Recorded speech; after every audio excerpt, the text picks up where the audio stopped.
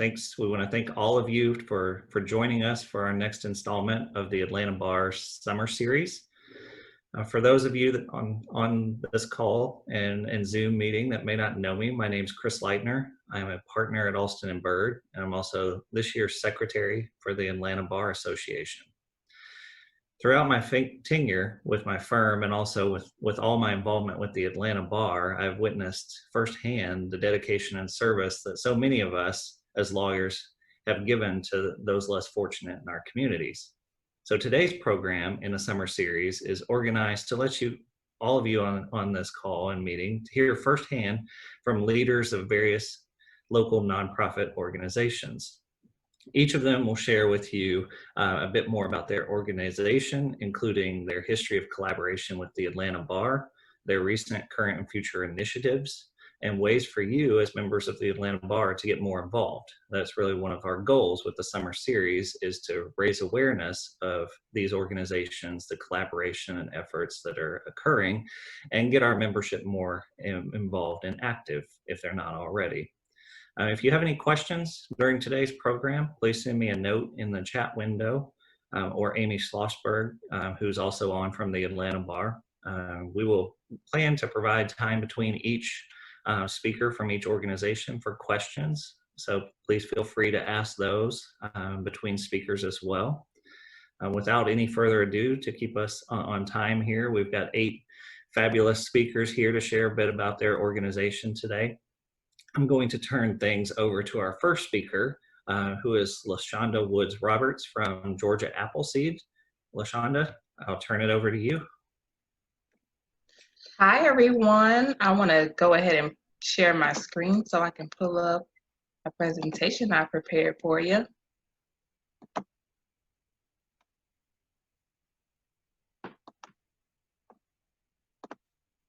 All right, so I am LaShonda Woods Roberts, and I'm an Equal Justice Works Fellow at Georgia Appleseed Center for Law and Justice. And we at Georgia Appleseed depend heavily on pro bono volunteers for all of our priorities. So just know that you are definitely wanted, and we encourage you to check out the good work we're doing and take part in those efforts. I'm not going to belabor the mission and vision because Chris is going to send out all of this stuff to you, but our primary focuses right now center around children in Georgia. And our policy priorities for this year are keeping kids in class and out of the criminal justice system. As you can imagine, that looks very different from March and before. So we are now ramping up on how best to represent and assist other agencies and organizations that work with children and families during this time and beyond. We also work to provide effective interventions and support in the form of behavioral health and mental health in schools primarily, and making sure that those wraparound services are there to address the behaviors and barriers that could lead to discipline when in fact the child could just need some additional services. And we also work to preserve safe and healthy housing for families. And again, this affects children who may be impoverished and their families may just need some extra help and assistance. So we are doing a whole lot, particularly right now in light of possible displacement or displacement that has already occurred due to the COVID pandemic. So there are a number of ways that you can get involved. Number one, we are always looking for people to help out with research and writing projects, and particularly on the gaps in healthy housing in Georgia. We understand that there is a big problem with displacement of families. Sometimes they're outpriced, right? And they have to find other locations. So trying to provide resources and serve on committees and build social labs so that people can understand how these problems are really affecting our community members. We create a lot of advocacy products for parents, caregivers, guardian ad litems, and others who work with children. We update and edit our stuff regularly, and our pro bono partners are very, very, very active in those efforts. We're oftentimes interviewing stakeholders and serving as coordinators for larger projects, and we again depend on our pro bono volunteers to really, really, really help in those efforts as well. One of our premier volunteer programs is our Tribunal project program, where we pull a lot of attorneys together to represent youth in foster care. And also we help build out a video library and resource library. And right now, in the digital age, and our new normal, as some people like to put it, we are increasing our digital footprint. We're making sure that we are putting out good information. Tonight, we have a town hall at 6 p.m. That talks about reopening and what those supports look like and what are some of the challenges and barriers of families and even educators as they prepare for the return. So going back just for a second to our tribunal efforts, on August 5th, we have a refresher, a virtual lunch and learn to kind of discuss our tribunal representation efforts and get more people involved. While we do have a number of volunteers already in our tribunal volunteer lawyers network, we are always looking for more people to join, because what we can anticipate is that when schools are back in session and those who serve as the primary mandatory reporters, the teachers and the administrators and other school personnel, we anticipate that there may be an influx, right, to kids in care. So we want to make sure we have attorneys ready to help ensure that their educational access is preserved and not disrupted because of discipline measures. So if you want to get involved, and Chris is going to share out this information with you all after we're done, we have a Georgia Appleseed Pro Bono interest form. We want everyone to feel like they can contribute. It can be in the form of direct representation. It could be in the form of advocacy, product building. It could be in the form of revisions. Whatever your strengths are, we have something for you. So always feel free to connect with us. Our legal and policy director, Caroline Durham, is always anticipating additional pro bono team members. So I want to thank you for taking the time to hear me out. And if you want to find out any more about Georgia Appleseed, feel free to visit us at www.gaappleseed.org. We're also on Facebook and Twitter, and we monthly put out an Apple Bites newsletter, so you can find out a lot more there. Feel free to email me as well, and thank you for your time. And if you have any questions, let me know.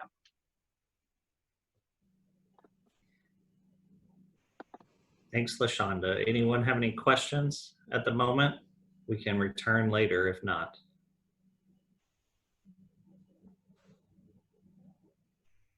Thank you. And I'll put my email in the chat because I have to jump out to get ready for that town hall tonight, but I'll stick around for at least 10, 15 more minutes. Great. Catherine, did you have a question? I thought I saw you raise your hand there. I was clapping. Oh. That was a clapping hand. Thank you, LaShonda. That was very nice. Thank you. All right. Thank you. Next up, we have Sarah Babcock joining us from Truancy Intervention Project. Sarah, take it away. Thanks, Chris. Hi, everyone. It's great to be here with all of you, and also to be here with so many great organizations and good friends on this panel as well. So hopefully one of the themes that all of you will hear tonight is that all of us in the public interest community and kind of pro bono community in Atlanta work together very collaboratively, and that really is one of the great things about this community and one of its strengths. And I actually will also be hopping off a little early because I will be with LaShonda helping to moderate the town hall that we're doing at 6 o'clock. But I'll also put my email in the chat if anyone has any questions that they want to follow up with later. So I'm Sarah Babcock. I'm the Deputy Director of the Truancy Intervention Project. I am a lawyer by trade, and the Truancy Intervention Project, or TIP, is actually a project that was founded with the support of the Atlanta Bar Association almost 29 years ago. It was a collaborative project of the Atlanta Bar Association and the Fulton County Juvenile Court, which is where our offices are still based today. And so about 29 years ago, Judge Glenda Hatchett, who you may know from television, was then on the Fulton County Juvenile Court bench. And she noticed that there were all of these kids coming into her courtroom on delinquency charges, which is children under the age of 17 who've been charged with some sort of crime.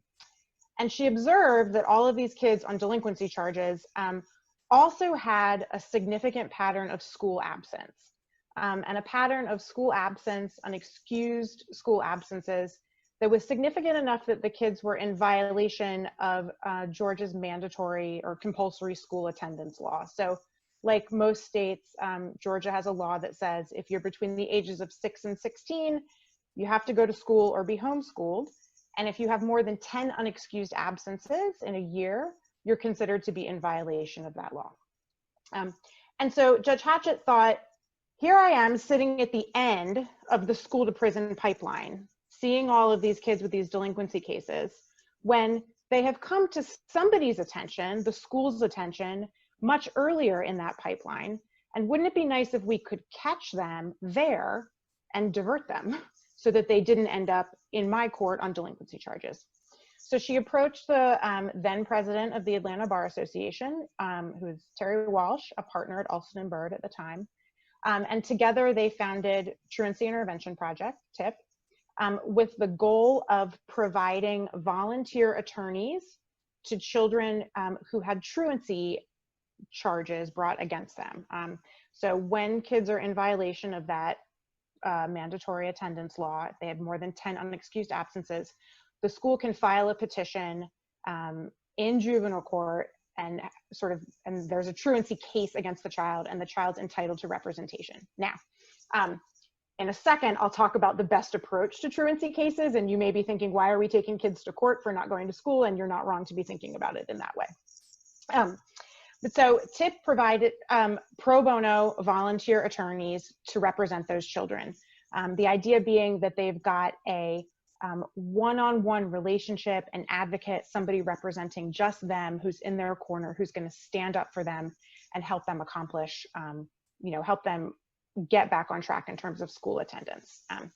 And so the approach that TIP takes, that we have always taken, and that I am pleased to say that Georgia law has finally caught up to, is that a child who is not going to school regularly is communicating something to all of the adults around that child.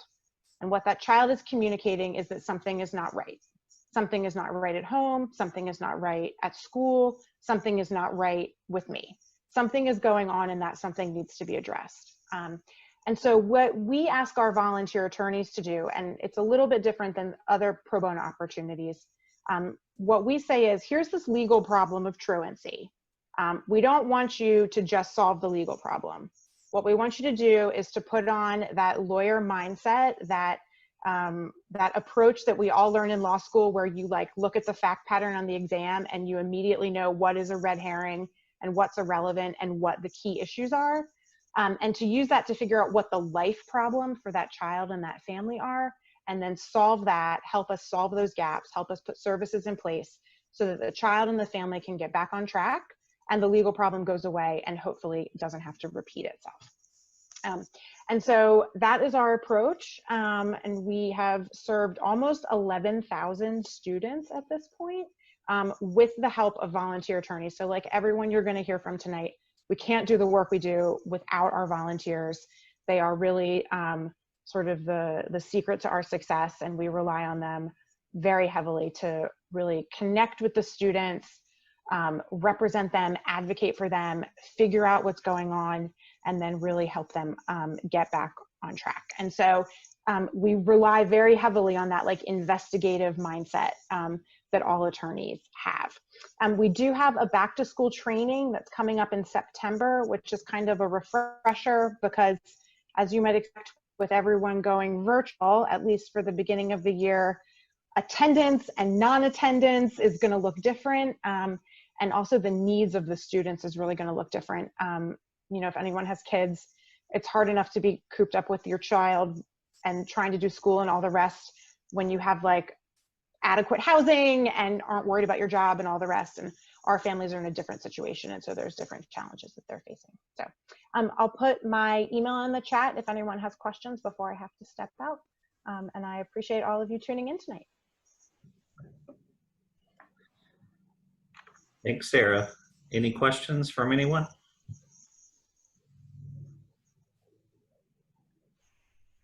All right, hearing none at the moment, we'll move on to our next speaker. I'm going to turn it over to Audrey Ferguson from AVLF. Audrey, the floor is yours.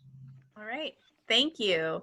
Hi, everyone. I am Audrey Ferguson. I'm the managing attorney of the Family Law Program at AVLF, which is just one of the many amazing programs that we have. I'll get to that in a moment. I will, once I'm done, drop into the chat a little one sheet we have that has an overview of some volunteer opportunities in case anybody's interested, and I'll share my email as well. But I'm a terrible multitasker, so I'm going to do that after I'm done giving you guys a little bit of an overview. Similarly to TIP, AVLF has a history of being a collaborative effort.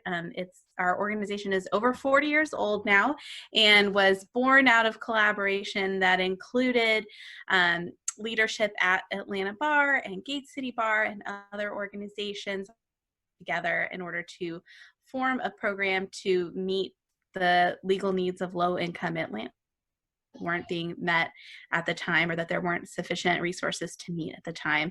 Our flagship first program was the Saturday Lawyer program. Many of you may be familiar with this program. This is a volunteer opportunity where you can show up in person or now virtually on a Saturday and volunteer to meet with a client who has either a housing or an unpaid wage issue case, and then hopefully represent that client. Our two main areas of focus, though we have many programs and some of them aren't neatly housed under either of these, are housing as well as intimate partner abuse. So Saturday Lawyer, as I mentioned, is one of our housing justice programs. We also run the Housing Court Assistance Center at the Fulton County Superior Courthouse, and we have a program where we actually have lawyers usually in Atlanta Public Schools, certain Atlanta Public Schools, to meet families where they are and be able to meet with families who are having housing issues. The impetus for that program was a community partnership that was born out of the idea that if children are starting to form, good rapport with their teachers, they're making gains, and then because of housing instability end up moving mid-school year or not returning the next fall, that it materially impacts the gains they're able to make in education. So our Standing with Our Neighbors program, it was specifically created to target that need and to help with housing instability with a focus on improving educational outcomes for children.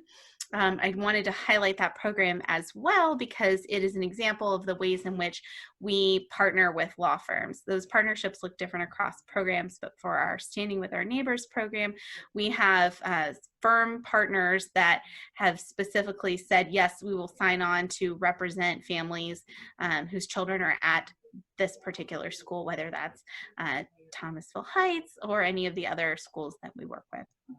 On the intimate partner abuse side of our programs, our signature program is our Safe Families Office. Our Safe Families Office is over 10 years old now. This is a walk-in clinic at the Fulton County Courthouse. So if you are a survivor of intimate partner abuse in need of a temporary protective order and you go to Fulton County Courthouse, they will send you to our office.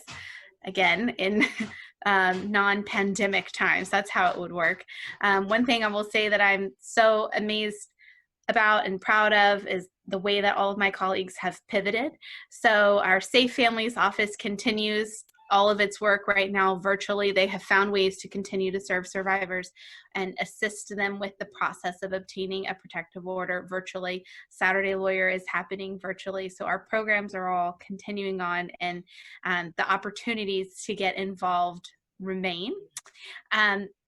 The program that I manage is the Family Law Program. So this came later as an extension in a way of our Safe Families Office. Our organization saw a need that, folks come in, survivors come in, they get a temporary protective order, but they need long-term stability.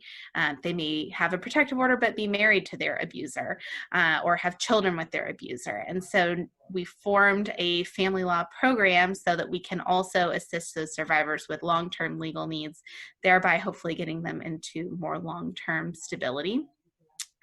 We have a couple other programs, and if I listed them all, I would take up all of your time. So again, I'll send you the little one sheet that highlights some of the different ways that you can get involved. And it also has a link to the web address for the specific place on our website where you can go to find out more about volunteer opportunities. Reach out and let us know that you would like to be involved. But I just want to echo what Sarah said, which is that, this is a really great community that I'm glad to be a part of, and we all work together collaboratively, and we know each other, we see each other at these events, and we call each other when our clients need a service that we don't meet, but someone else does, and we lean on each other. So any organization you choose to get involved with is an amazing choice, and we all want to support you in that, whether it's our organization or one of our many partners.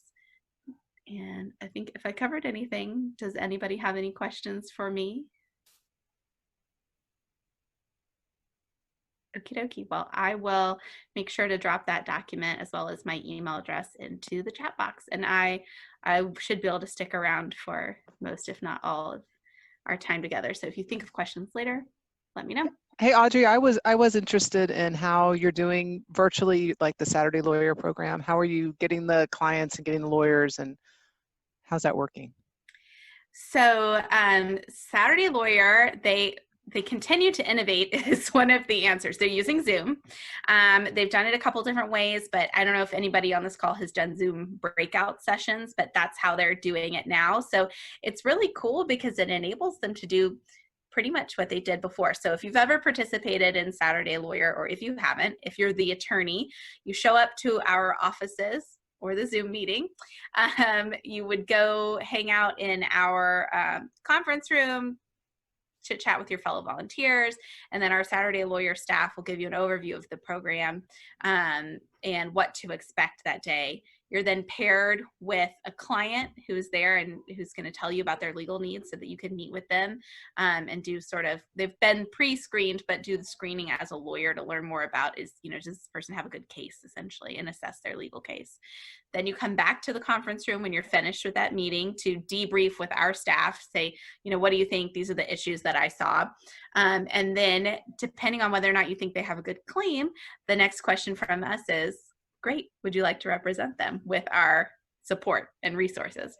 And so they're doing that now on Zoom, basically. You show up into a big Zoom room like this, you get that same opening speech from the who's hosting it. It's going to give you an overview of the day. They use the Zoom breakout function to put you into a breakout session with a client to get that same information from them. And then when you're done meeting with the client, they're able to bring you back into the big room like this and do that same debrief. So it's really cool the way that they're using technology. And obviously there's little tweaks and changes. It's not the same entirely as if you got to meet with a client. But I think there's pros and cons to all of it. I can say personally, for the family law program, we haven't had to make a huge pivot in what we do. The family division in Fulton County Superior Court is handling hearings by Zoom, has made that change pretty quickly. So things are moving along. The biggest change for me personally is that I do consultations with all the clients who apply for our program to talk to them about their legal needs, advise them if I can, and then assess their case for placement with a volunteer. And I used to do those in person because I like the in-person interaction. And I think while I miss that, we've had a lot fewer no-shows when it's by phone. It's just easier for our clients. It's hard. Our Peachtree Center office is on the MARTA line, but there's a lot of barriers, even if you're on MARTA, to getting to an appointment with an attorney, whether it's because you need childcare or you're bringing your kids or it's expensive or whatever. So, I think like everybody, we're growing and changing and making note of how to go back to business is better, as people are saying when this is over. What are we going to keep? What are we learning? So that was a longer answer than you wanted, Judge, but that's what Saturday Lawyer's doing. No, that's great. And I think it's not only there can be positives for the clients, assuming that they have the technology. We've run into that problem some, but it could also really be an advantage for the lawyers. I mean, it allows us to draw from a much greater pool geographically, and frankly it's easier. You don't have to drive anywhere. So I really think that we have to start pushing the the positives of the remote I mean, it's what we have, so we might as well focus on the positive. And as long as we can make sure the clients have access to the technology, I think we can maybe, you know, come out of this even better and stronger in our more robust pro bono program. So it's really great to hear that you guys are doing so well. Thanks, Audrey. Thank you. Yeah, it's been great. Our clients have, for the most part, been able to use the technology because, you know, most people have a smartphone. Most of these technologies have a phone app. And we have an incredible, one thing that I really love about AVLF is that we are only a portion lawyers. A big portion of our staff are non-attorneys who are just incredible advocates that work with clients. We have a lot of social workers on staff who have been really instrumental in assisting clients in all ways, like continuing to get them things they need, like diapers and car seats, but also, and hooked up with various resources, but also helping them figure out the technology piece of it. And how do we get you, do you need a phone? How do we help you figure out how to get a phone so that you can get Zoom, so to court on Zoom? So it's really cool. I work with some awesome people. Thanks, Audrey. All great information. I think the piece on the breakout rooms is a fantastic idea. I think a lot of organizations in the pro bono realm and outside of that could make good use of that aspect of the technology. I definitely took a note and added it to my list. So thank you for that. Next, we're going to hear from Monica Kant at GAIN. Monica, I'll turn it over to you to share a little bit about your organization, which I know was in somewhat of the forefront this past year with Ryan Walsh's immigration-focused initiative during his term as president of the Atlanta Bar. So if you'll share a little bit about that and whatever else you brought to share with us, that'd be fantastic.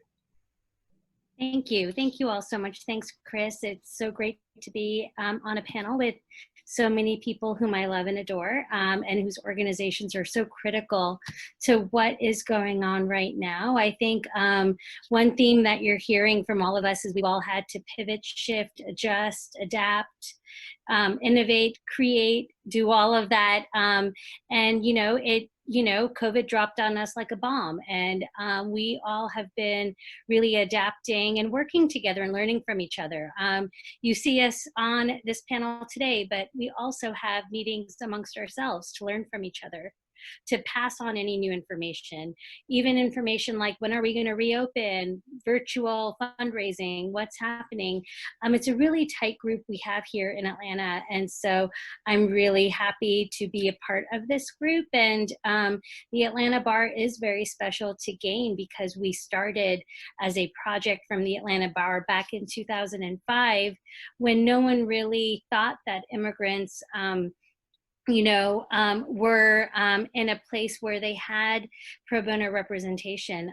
When we started, and I do have a PowerPoint to share with you, when we started in 2005, the Atlanta Bar, Atlanta Legal Aid, AVLF, and Catholic Charities, and the law firms in Atlanta really came together and said, okay, there is a group of vulnerable population here in Atlanta who need pro bono representation.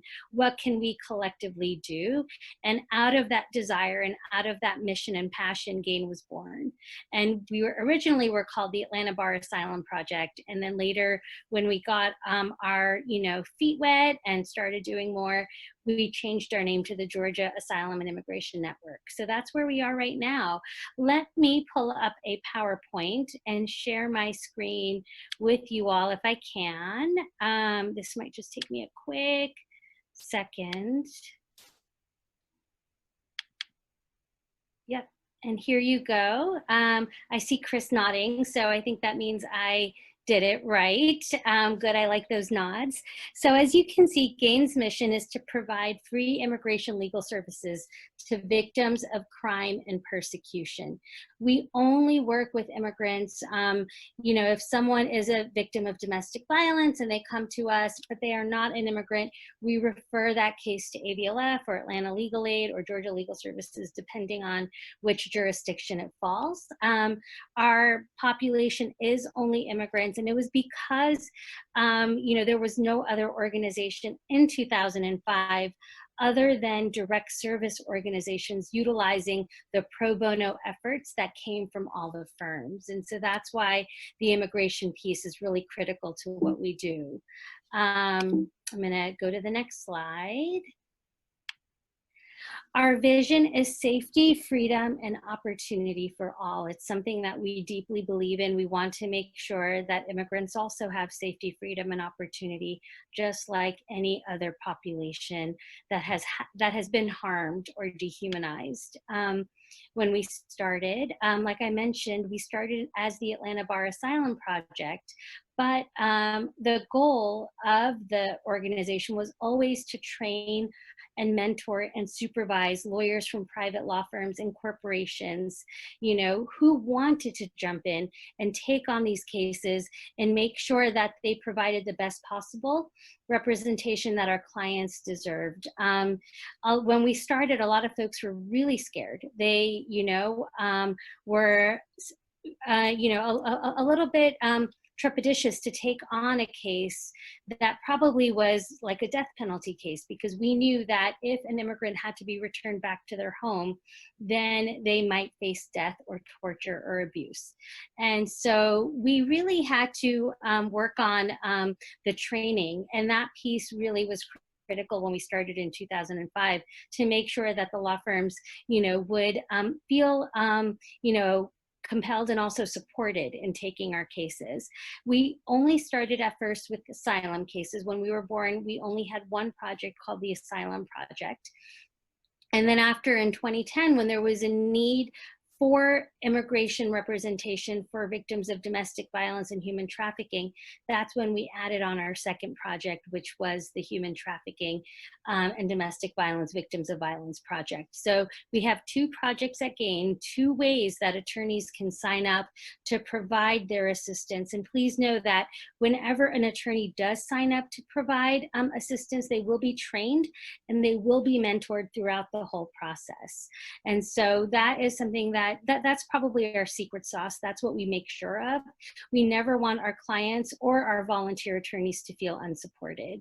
We make sure that, you know, this is a big case, not just for the clients, but for the attorneys as well, that we provide that safety net for everyone who is involved in this representation. Like I mentioned, the asylum program was our flagship program. And, you know, our clients are essentially those who are fleeing from violence and persecution in their home countries. So a country right now that's been in the news where there's a lot of terror is Venezuela.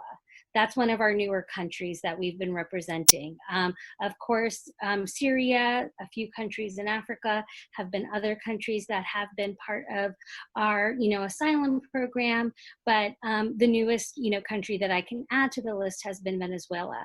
And so if there is someone who has been, you know, seized by the police in their home country or victimized in any way and can no longer live in their home country and they find themselves in the US, then the asylum program is where they land, and that's where we find representation to help them. Our second program is the Victims of Violence, like I mentioned, and we use the same model of, you know, training, mentoring, and supervising volunteer attorneys to help if an immigrant has been trafficked or if they've come to this country and then they find themselves in a sexual assault type relationship, or they've been in a situation where there's domestic violence or other crimes. And we also try to, you know, help them out by providing the legal protection and the representation that they need. At the end of the day, what GAIN is trying to do is get immigration status for our clients because they don't have it and they've been victimized, and returning back to their home country is impossible. And that's why the work that we do and the lawyers, the volunteer lawyers that we utilize, is really important. 15% of our cases are handled in-house. 85% of our cases are handled by volunteer attorneys. And so it is a critical component to what we do. You can see that at GAIN, we've, you know, trained, you know, so many attorneys. You could see that on our, you know, PowerPoint right now, but since 2005, we've provided $15 million in free legal services. And that's something that I'm quite proud of. It's, over 15 years, and it's a very, very long time. You could see that the top 5 countries that our clients are from are, Mexico, Venezuela, Guatemala, Honduras, and El Salvador. And that probably has to do with the location of where Atlanta is. We're closer to the border. And so a lot of our clients come that way. And, our clients speak all different languages, but the top ones are Spanish, English, Arabic, French, and Hindi. And so we really